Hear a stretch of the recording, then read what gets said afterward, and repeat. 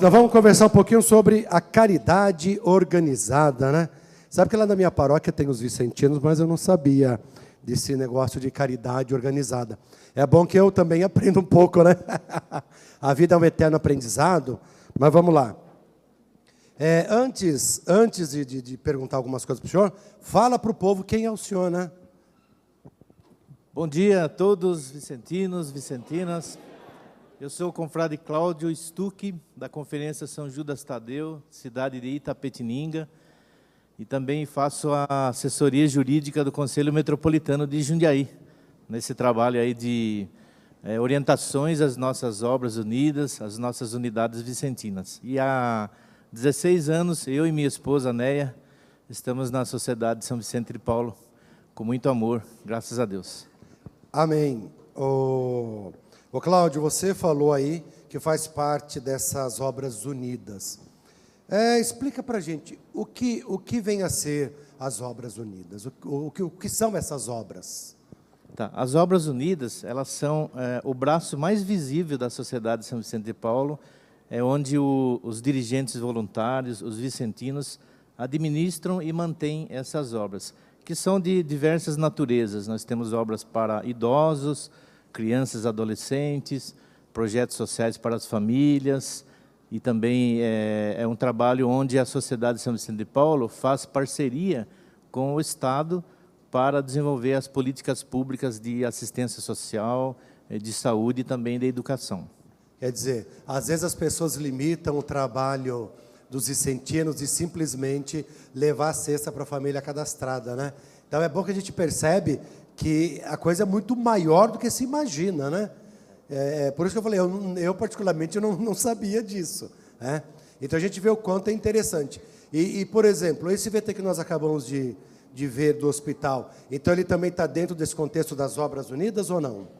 Exatamente. O Hospital São Vicente de Paulo de Jundiaí é uma das nossas obras unidas na área da saúde, um hospital filantrópico que está vinculado também ao SUS, né, Sistema Único de Saúde, e que atende aí uma grande população da região de Jundiaí, e é um hospital de referência, um hospital que tem uma grande especialização na parte de cardiologia.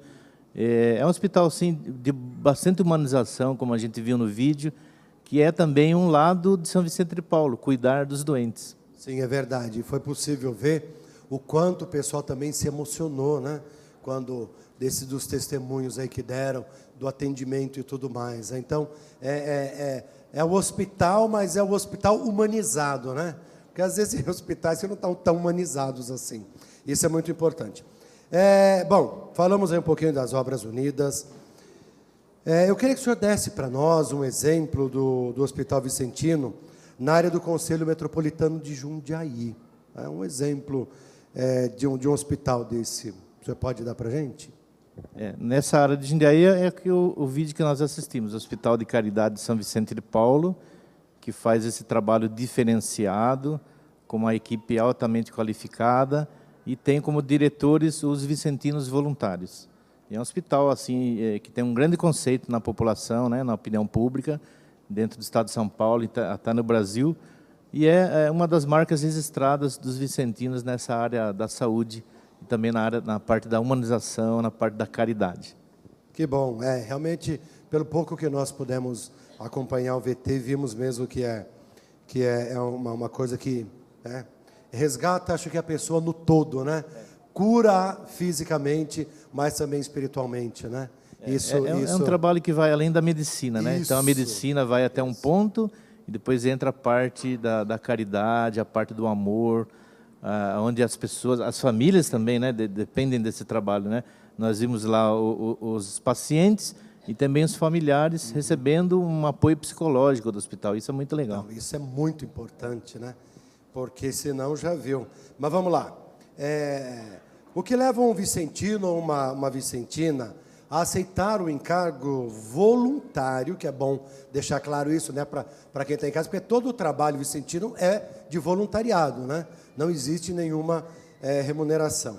Então, o que leva um vicentino ou uma vicentina a aceitar o encargo voluntário na diretoria de uma obra unida? O que leva um membro do conselho? Eu acho que leva a gente a aceitar, dizer o sim para essa missão tão bonita, É a mística da espiritualidade do nosso patrono, São Vicente de Paulo, que nos inspira, que nos move, que nos capacita, que faz com que a gente tenha essa vontade, nessa dimensão espiritual. Porque se não fosse essa dimensão espiritual, a gente nem falava o sim, nem entrava. E depois que a gente aceita e entra, e sai, né, depois de um certo tempo que tem os mandatos, a gente sente uma alegria que não dá para explicar. Não tem palavra que explique quando a gente participa dessas cenas que vocês viram, né, das pessoas agradecendo, a gratidão pelo trabalho desenvolvido, pela atenção, né, pelo aquele carinho, pelo aquele amor. Então, eu acho que assim, é somente a mística da espiritualidade que faz com que o vicentino e a vicentina aceitem essa missão que está no Evangelho e essa missão que vai nos salvar. Isso é muito bonito, né? Porque eu estava comentando, né, aqui sobre a questão das vocações, né? E essa alegria inexplicável, porque é fruto do próprio chamado de Deus também, para todos os vicentinos, né? É uma vocação muito específica e um dom ao mesmo tempo que Deus dá para o serviço da caridade em relação ao próximo. E essa alegria se dá justamente na doação para o próximo, né? Então isso de fato é muito bonito, né? Não existe nada que pague, eu creio, né? E padre, uma doação que não se exige nada em troca. Isso é mais bacana ainda, né? Pois é, então, é semelhante à cruz, né? É a entrega total. Então você se doa sem esperar absolutamente nada, né? Porque sabe que a retribuição vem do próprio Deus, né? Então, fazer a caridade faz parte da essência da construção e do testemunho do reino de Deus. Se nós não fazemos isso, nós não estamos construindo neste mundo o reino, né? Mas vamos lá, continuando aqui. Vocês também têm trabalho com idosos, né? E dizem que é muito forte o trabalho dos vicentinos com idosos. Fala um pouco para a gente, explica como é esse trabalho também dos vicentinos com idosos, porque ao longo da nossa conversa eu vou sempre falar isso aqui, que eu vou falar agora. Às vezes as pessoas restringem o trabalho dos vicentinos a entregar cesta básica, e não é isso que nós estamos vendo aqui agora nesse bate-papo, né? Então, está aí mais um trabalho, que é um trabalho extremamente forte com os idosos. Então, eu quero que o senhor falasse um pouco desse trabalho, explicasse como é esse trabalho dentro da Sociedade de São Vicente. A Sociedade de São Vicente de Paulo é uma força no trabalho com os idosos vulneráveis, os idosos que não têm mais família, ou aqueles que têm família, a família abandonou.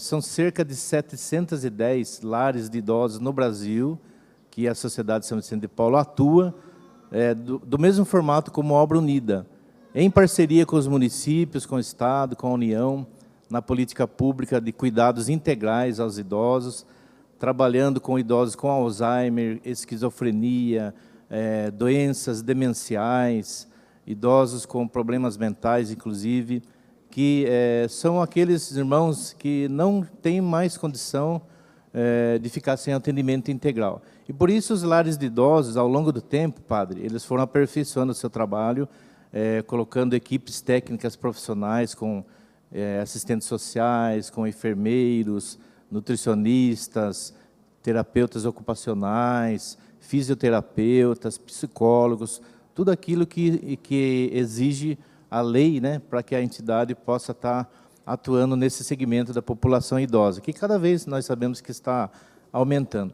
Então, é um trabalho bonito, que tem também os vicentinos na diretoria, nas administrações, juntamente com os profissionais, fazendo esse trabalho de humanização com os nossos idosos. E é um trabalho maravilhoso, né? Porque, infelizmente, né? Infelizmente, o idoso é descartável para a sociedade, né? Para a sociedade. Graças a Deus que tem vocês, vicentinos, que acolhem, né, essas pessoas, porque, como o senhor mesmo disse, alguns são abandonados pela própria família. Quer dizer, a família não está humanizada, né? Porque se ela tivesse, ela jamais faria isso. Agora o senhor falou, lá vale recordar, né, a diretoria, os vicentinos, todos voluntários. Mas esses profissionais também são voluntários, não? Os profissionais são remunerados. Isso, agora então é isso que eu queria saber para justamente fazer essa pergunta agora para o senhor. Se tem tantos profissionais envolvidos, e até mesmo a manutenção, o cuidar dos velhinhos, dos idosos, como são mantidas essas casas? Como elas sobrevivem? Para se ter uma ideia de custo, cada idoso, dependendo do seu grau de debilidade, custa em torno de R$2.000. Tem idosos que vão custar aí R$3.500, aqueles que têm uma situação mais debilitada. E as nossas obras unidas sobrevivem de valores que vêm de repasse do governo, tanto da União, do Estado, do município, mas que são poucos. Eles não chegam a 8%, para se ter uma ideia, dentro do custo mensal. E o resto da receita vem dos telemarketings, das arrecadações, das doações da população, dos eventos beneficentes, e também de 70% que cada idoso deixa como contribuição. Mas, assim, é interessante saber que essas obras, principalmente os lares de idosos, eles sobrevivem basicamente da ajuda da sociedade civil organizada, ou seja, a população que doa, a população que conhece o trabalho, que conhece, tem credibilidade e vê, né, com os olhos o trabalho que é feito diariamente, elas têm feito a sustentação econômica dos nossos lares de idosos, porque, infelizmente, da parte governamental, o valor é muito baixo. Que, se não fosse a população, certamente esses lares já estariam muito fechados há muito tempo. Que bom, né? A gente vê que o nosso povo brasileiro é bastante generoso, né? Então, eles ajudam, estão sempre, quando pode, está sempre ajudando o próximo. O senhor falou dessa questão dos idosos, às vezes as famílias que abandonam, né? Mas tem famílias também que levam os idosos lá para ser assistido pelas casas. Queria perguntar para o senhor, antes da pergunta, eu vou contar uma experiência pessoal minha, né? Teve um período que eu estava celebrando para uma casa de senhoras, né? Essa era de senhoras cuidada pelas irmãs, eu não me lembro a congregação. Era muito, muito interessante, porque a gente aprende muito, né? Eu lembro, tinha uma senhorinha que eu terminava a missa, ela, padre, que bom, o senhor chegou, vai rezar para a gente, porque sofria de Alzheimer, né? Falo, sim, nós vamos começar a missa daqui a pouco, né? Porque a gente também tem que ter a caridade, outras que falavam, dali um minuto, falavam de novo a mesma coisa, e sempre aquela dimensão da paciência que é necessária, né? E às vezes, no domingo que eu ia celebrar lá, eu via, eu sentia uma certa dor no coração, aí eu ia conversar com essas senhoras, porque outras tinham os familiares e outras não tinham. Então elas estavam lá sozinhas, no semblante você sentia a tristeza, né? E por que eu estou dizendo isso?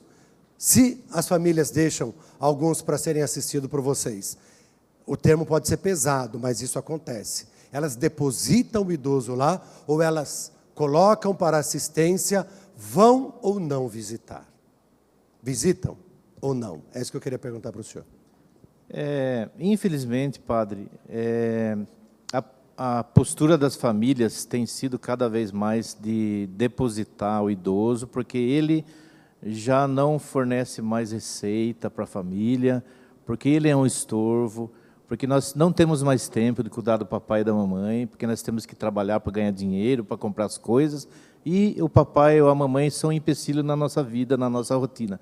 Então, é uma luta, porque, veja bem, as entidades de idosos têm uma capacidade limitada, e a demanda nas cidades tem aumentado. Então, por exemplo, na minha cidade, Itapetininga, o lar tem capacidade para 85 idosos. O município hoje tem 21 mil pessoas idosas. E tem hoje cerca de 100 a 110 pessoas que têm perfil para ser acolhido no lar. Então, hoje tem uma fila de 18, de 20 pessoas. Aí a assistência social do lar e do município vão avaliar cada caso e vai se verificar que não são casos de internação, são casos que a família teria condições de pagar um cuidador de idoso ou de um familiar, fazer uma escala, revezar para cuidar do idoso e tentar fazer com que aquele idoso tenha uma longevidade, mais anos de vida e falecer nas mãos da família, que antigamente tinha isso, né? As famílias cuidavam até o fim. Até o final vão cuidar do meu papai e da minha mamãe, ele vai morrer no nosso braço. Hoje em dia, a postura é não deixar no lar, porque está nos atrapalhando. Ainda para casos que deixam no lar e querem levar o cartão embora. Porque tem que deixar o papai ou a mamãe no lar e eu fico com o cartão. Com a aposentadoria, eu fico com o dinheiro dele, né, quer dizer... gente? É triste. Um infelizmente, é a nossa realidade. É um descarte. Alguns casos. É isso mesmo, a palavra certa é essa. É o descarte, né? Para a gente encerrar, eu sei que tudo vai um pouco também da caridade, como o senhor disse. Para esse trabalho das Obras Unidas, que as pessoas, né, no que as pessoas podem ajudar, o que realmente precisa? Aqueles que estão aqui, que já sabem, conhecem a obra, a você que está em casa, né, o que, Cláudio, eles podem ajudar nessas obras na Casa dos Velhinhos, no hospital, e como podem ajudar, para a gente já encerrar aqui esse nosso bate-papo. Alimentos não perecíveis, fraldas geriátricas, produtos de higiene pessoal, produtos de limpeza, roupas, calçados, medicamentos que a pessoa não está usando. Então, esses são os produtos e materiais que podem ser doados e que muito vão ajudar as nossas Obras Unidas. E aí eles procuram na paróquia, em algum lugar, alguma sociedade, como é que faz? Pode entrar em contato com a Obra Unida diretamente, levando lá para poder aproveitar, conhecer o trabalho, ou se não, entregar para as conferências vicentinas que eles vão fazer chegar até a obra. Tá certo. Então, se na sua casa, a paróquia também é a nossa casa, né? A igreja é a nossa casa. Se na sua paróquia tem aí a Sociedade São Vicente, você quer ajudar as Obras Unidas, encaminha para eles e diz, olha, isso eu quero doar para as Obras Unidas, que a conferência vai fazer chegar no hospital, no lar dos idosos, em todos aqueles trabalhos que a Conferência Vicentina atende.